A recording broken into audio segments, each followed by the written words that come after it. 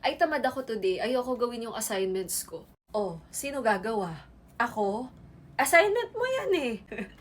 Ako nung high school, tinatanong ako ng mga tao, ba't hindi daw ako tinatamad? Ay, tinatamad din ako! Pero ginagawa ko pa rin kahit tamad ako. Kasi nga, hindi ko hinahayaan na yung emosyon ko, siya yung magkocontrol sa akin. Actually, may sense of fulfillment. Pag parang tinatamad ka ngayon, pero nalabanan mo, like, gagawin mo pa rin. Ang ganda sa feeling. Ang ganda ng feeling kasi parang ang productive mo, parang walang makakapigil sa'yo. Huwag mong hintayin na ma-feel mo dapat masipag ako ngayong araw para gumalaw ako. Baka hindi ka na gumalaw, hoy! Baka ilang taon na ang makalipas, tas doon ka palang gagalaw. Eh by that time, baka late na nga rin nun. Ang i-build nyo dito ay discipline. Okay?